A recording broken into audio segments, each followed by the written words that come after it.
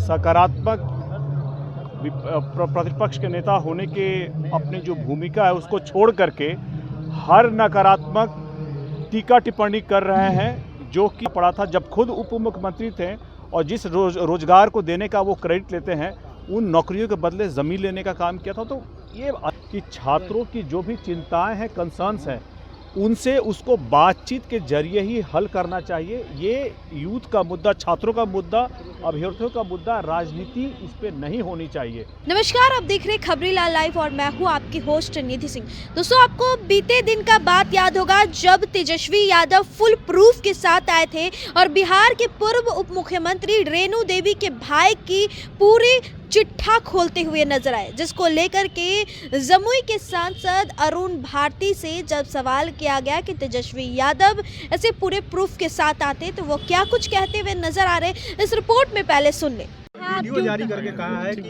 ये भ्रष्टाचार और अपराधियों का संरक्षण दिया जा रहा है। रेणु देवी के जो भाई हैं उन पर आरोप लगाया है कि सरकार उनको संरक्षित करे, बंदूक के नोक के दम पे इस तरीके का किया जा रहा है। देखिए, नेता प्रतिपक्ष सकारात्मक प्रतिपक्ष के नेता होने के अपनी जो भूमिका है उसको छोड़ करके हर नकारात्मक टीका टिप्पणी कर रहे हैं, जो कि एक प्रतिपक्ष के नेता के लिए सही नहीं है। अभी पीछे उन्होंने कुछ करके ऊपर टैक्स के ऊपर कुछ बोला, पीछे उन्होंने कुछ और करके बोला। ये बार बार जो बोल रहे हैं उनको ये याद दिलाना ज़रूरी है कि वो अपनी पार्टी का इतिहास अवश्य देखें। उन्होंने किस तरह से जनता के ऊपर, जब उनकी सरकार थी तब उन्होंने हर तरह से जनता को लूटने का काम किया था। आप डॉक्टरों से पूछिए, आप व्यवसायियों से पूछिए, कैसे उस वक्त उनको बिहार से पलायन करने के लिए मजबूर होना पड़ा था जब खुद उप मुख्यमंत्री थे और जिस रोजगार को देने का वो क्रेडिट लेते हैं, उन नौकरियों के बदले ज़मीन लेने का काम किया था। तो ये अनर्गल बयान उनको नहीं देना चाहिए। एक नेता प्रतिपक्ष की जिम्मेदारी बड़ी जिम्मेदारी है और ऐसे में उनको सरकार की योजनाओं का, परियोजनाओं का, सरकार की पॉलिसीज़ का धरातल पे कहाँ तक उतरा, कहाँ तक उसका फ़ायदा जनता को हुआ, नहीं हुआ, सकारात्मक विपक्ष की भूमिका निभानी चाहिए। हम लोग को पता है कि आने वाले बिहार विधानसभा के चुनावों में उनको पता है कि उनकी हार निश्चित है। उनका जो काडर है उसका मनोबल गिरा हुआ है। ऐसे में अपने काडर के मनोबल को ऊंचा करने के लिए अगर वो उल्टा सीधा बयान देते हैं तो ये कुछ समय तक क्षणिक काम कर सकता है, लेकिन यथार्थ की जो सच्चाई है और जो उनकी एक नेता प्रतिपक्ष की भूमिका है उसका स्वरूप हमेशा सकारात्मक होना चाहिए। आप सरकार का विरोध कीजिए, लेकिन सकारात्मक कीजिए, उसकी योजनाओं पे, परियोजनाओं पे और उसकी पॉलिसीज़ पे कीजिए।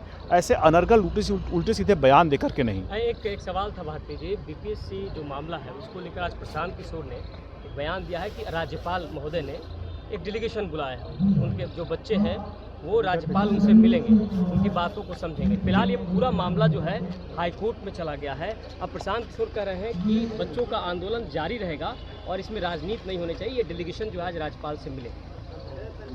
सबसे पहले राज्यपाल महोदय ने जो बुलाया है डेलीगेशन से बात करने के लिए, ये स्वागत योग्य कदम है। हम लोगों ने पहले भी कई बार कहा है और हमारा डेलीगेशन जा करके मुख्यमंत्री जी से, उप मुख्यमंत्री जी से मिल करके इस बात को कह चुका है कि छात्रों की जो भी चिंताएं हैं, कंसर्न्स हैं, उनसे उसको बातचीत के जरिए ही हल करना चाहिए। ये यूथ का मुद्दा, छात्रों का मुद्दा, अभ्यर्थियों का मुद्दा, राजनीति इस पे नहीं होनी चाहिए। इसलिए प्रशांत किशोर जी जब जा करके वहाँ पर इस तरह से राजनीति करते हुए जिस मुद्दे पे कर रहे हैं, उनको ये ध्यान रखना चाहिए कि यूथ का मुद्दा, आप उसको किस तरह से उसका सकारात्मक बातचीत के जरिए उसको आप उनके कंसर्न्स को एड्रेस कर सकते हैं, इस बारे में कीजिए, उस पर राजनीति मत कीजिए। और राज्यपाल महोदय ने जो बुलाया है छात्रों से के डेलीगेशन से बात करने के लिए, ये एक स्वागत योग्य कदम है। हमारे राष्ट्रीय अध्यक्ष श्री चिराग पासवान जी ने पहले भी कहा है कि छात्रों की जो बातें हैं, जो उनकी चिंताएं हैं, कंसर्न है, उसको बातचीत के जरिए ही सॉल्व करना चाहिए और हम लोग इसी के पक्ष में हैं। और सरकार भी इस पे राज्यपाल महोदय का जो कदम है स्वागत योग्य, हम लोग उसका स्वागत करते हैं।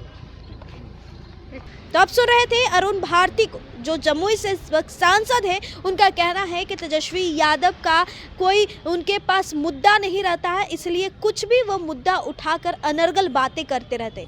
इस रिपोर्ट में बस इतना ही। देखते रहे खबरीलाल। बहुत बहुत धन्यवाद।